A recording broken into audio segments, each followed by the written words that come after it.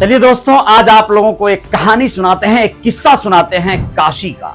उसी काशी का जिसे लोग वाराणसी के नाम से भी जानते हैं। पूरे देश और दुनिया में मशहूर मंदिरों का ये पवित्र स्थल, एक स्थान उत्तर प्रदेश में जो बसता है, जो भारतवासियों के दिल में रचता बसता है। खास बात इसलिए भी हो जाता है कि यहाँ काशी विश्वनाथ एक पवित्र स्थल है, तीर्थ स्थल है। दूर दराज से लोग यहाँ आते हैं। आप लोगों को 1970 में जब काशी विश्वनाथ मंदिर का विस्तार हुआ तो कितनों की हस्तियां उजड़ गई, कितनों की बस्तियां उजड़ गई। इन विषयों पे बात करेंगे, लेकिन एक गाने से इसकी शुरुआत करेंगे। हमको जो ताने देते हैं, हम खोए हैं इन रंग रलियों में। हमने छुप छुप कर उनको भी आते देखा इन गलियों में। ये सच है, झूठी बात नहीं, तुम बोलो ये सच है ना। कुछ तो लोग कहेंगे, लोगों का काम है कहना। जी हाँ दोस्तों, मैं अजय साहनी स्टार आप लोगों का रियल रिपोर्टर न्यूज स्टार पे स्वागत करता हूं और बताने जा रहा हूं कि कुछ तो लोग कहेंगे, लोगों का काम है कहना। ये जो लोग होते हैं ना कहने वाले, ये लोग अपनी वाली तो करते हैं लेकिन कहने से बहुत डरते हैं। अपनी साख, अपना रसूख बचाए रखने के लिए ये लोग कुछ भी करते हैं। बात कर रहा था मैं काशी की। काशी में काशी विश्वनाथ मंदिर के बगल में दाल मंडी एक स्थान हुआ करता था। यहां पर 1970 के दशक में मुजरा हुआ करता था, गीत गाने हुआ करते थे। शाम होते ही ये शाम और रात रंगीन हो जाती थी। यहां पर तवायफों का बसेरा था। यहां पर वो वेश्यावृत्ति नहीं होती थी, सिर्फ और सिर्फ लोगों का मनोरंजन होता था। दूर दराज से लोग यहां आते थे और इसका लुत्फ उठाकर फिर अपने अपने घरों को जाते थे। रईसों की गली बन जाती थी ये। लेकिन जब ये विस्तार हुआ काशी विश्वनाथ मंदिर का 1980 के आसपास, तो यहां पर पुलिस इन तमाम तवायफों को यहां से हटाना शुरू कर दी। तब क्या हुआ आप लोग जानिए। यहां से लगभग 6 किलोमीटर की दूरी पर शिवदासपुर एक मोहल्ला हुआ करता है, एक इलाका हुआ करता है जिसे मड़ुआडीह के नाम से भी लोग जानते हैं।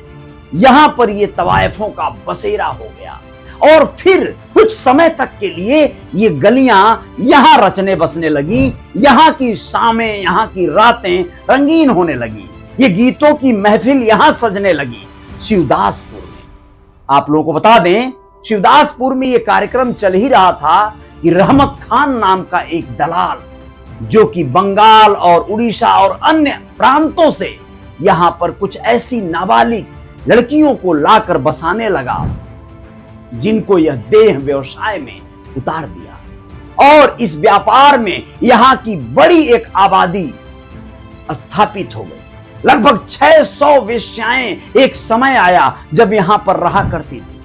लेकिन समय के साथ वो कहते हैं ना, समय करवट लेता है, समय बदलता है। इस बदलाव के बाद क्या हुआ आप लोगों को बताएंगे। जी हां, तो मैं आप लोगों को बता रहा था उस शिवदासपुर की कहानी, जिसमें आप लोगों को बताना बहुत जरूरी है कि अब शरीफ लोग इस नाम को बताने से भी कतराते हैं। इस मोहल्ले की, इस इलाके की आबादी यूं तो लगभग 30,000 है, लेकिन चूंकि कुछ एक घरों में अभी भी यहां पर वो वेश्यावृत्ति होती है, यहां पर देह व्यापार किया जाता है। कहने को तो लोग कहते हैं कि लगभग 50 महिलाएं ऐसी हैं जो इस कारोबार में अभी भी हैं। लगभग 100 घर ऐसे हैं जहां पर ये देह व्यवसाय किया जाता है। उनके सामने कोई विकल्प नहीं है, लेकिन इनकी वजह से बहुत सारे ऐसे लोग हैं जो इस पूरे इलाके में रहते हैं, यह कार्य नहीं भी करते हैं, फिर भी शिवदासपुर का नाम उनकी जुबान पे नहीं आता है, क्योंकि ये बदनाम मोहल्ला है, बदनाम इलाका है। सोचिए, ये आलम है जहां शरीफ लोग जाने से कतराते हैं। आम लोगों का जाना कतराना ये सब समझ में आता है, लेकिन एक बात जानकर आपको हैरानी होगी कि जिस सांसदीय क्षेत्र, लोकसभा क्षेत्र के प्रधानमंत्री नरेंद्र मोदी सांसद हैं, ऐसे क्षेत्र में नेता बहुत कम, बिल्कुल ना के बराबर यहां पर जाते हैं। नेता भी इनकी सुध नहीं लेते, चाहे वो कोई भी पार्टी के हों।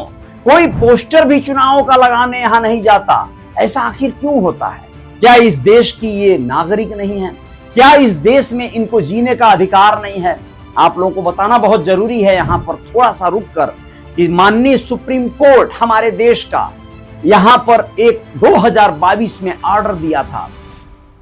सेक्शन 21 के तहत, भारतीय अधिनियम 21 के तहत वेश्यावृत्ति को एक व्यवसाय, एक पेशा मानते हुए कहा था कि यह भी एक पेशा है और इसे स्वेच्छा से कोई कर सकता है। लेकिन जैसा कि सुविधा दिल्ली की जीबी रोड पर मिला है वेश्याओं को, या फिर जैसा कि सुविधा कमाठीपुरा मुंबई की वेश्याओं को मिला है, ऐसा क्या वाराणसी की वेश्याओं को मिला है क्या? इस तमाम सवालों के जवाब आपको अगर यदा कदा ऐसा अवसर मिले, आप उस गली से भी गुजरेंगे तो मिल जाएंगे। उनकी जर्जर बदहाली, उनके बेबसी को देखकर, उनकी लाचारी को देखकर ऐसा लगता है कि ये एक नर्क भोग रही हैं। यह एक ऐसे जीवन को जी रही हैं जिसे जीने का अधिकार वैसे तो किसी को भी नहीं है। बदहाल व्यवस्था है, न कोई साधन है, न कोई सुविधा है, न कोई राशन है, न कोई विद्यालय है, न कोई स्कूल है। तमाम तरह के ऐसे आम सुविधाओं से वंचित ये वेश्या क्या करें? आप लोग स्वयं सोचिए। अपने जीवन को गुजारने के लिए, अपने बच्चों की परवरिश के लिए इनके सामने कोई दूसरा विकल्प नहीं है। और ये आलम है आपके काशी यानी वाराणसी का। वाराणसी का वही जिस तरह से मुंबई का कमाठीपुरा है, वैसे ये मड़ुआडीह या शिवदासपुर का ये गली मोहल्ला है। लेकिन यहाँ पर इनके लिए कोई व्यवस्था नहीं है और किसी के पास कोई जवाब भी नहीं है। कुछ संस्थाएं हैं जो इनके उत्थान के लिए कार्य कर रही हैं, जिनके जो भी संचालक हैं वह लोग गाहे बगाहे इनको कुछ सहूलियत और सुविधाएं दिलाने का, देने का कवायद या प्रयास करते रहते हैं। लेकिन क्या ये पर्याप्त है? जब तक सरकार नहीं इन्वॉल्व होगी इनको व्यवस्थाएं देने में, इनको सुव्यवस्थित करने में, इनको बसाने में, इनको मकान अस्थायी देने में, इनको रोजगार देने में, तब तक कुछ भी नहीं हो सकता है। इनकी व्यथा कौन सुनने वाला है? इनके बच्चों की सही पढ़ाई लिखाई शिक्षा को कौन करने वाला है, कराने वाला है? तो कुल मिलाजुलाकर आज के इस रिपोर्ट में यही बताने का एक प्रयास था। आप लोग इस कमेंट बॉक्स में लिख कर बताइएगा, क्या इनको जीने का सही मायने में अधिकार है? आप लोग स्वयं सोचिए। लोग छुप छुपा कर यहां पर जाते हैं। यहां पर जो व्यभिचारी हैं वो सोच कर जाते हैं। कुछ लोग इसे जो कुछ भी समझ लीजिए कह के मानते हैं। लेकिन क्या इनका दोष इसमें कहां से है? जो लोग इनको इस दलदल में ढकेले होंगे, शायद यहां पर ऐसी महिलाएं हैं जो बंगाल की हैं, जो लोग अलग अलग प्रांतों से आई हैं, 20 वर्ष 25 वर्ष से यहां पर हैं। कुछ ऐसी महिलाएं हैं जिनकी उम्र हो चुकी है, जो पहले इस व्यवसाय को करती थी लेकिन अब वो कराती हैं, कोठे की मालकिन बन गई हैं, देख रेख करने वाली बन गई हैं। यह क्या है? इस पर बहुत गहन चर्चा होनी चाहिए। सरकार को संज्ञान लेना चाहिए और इनके उत्थान के लिए सही मायने में कार्य करना चाहिए।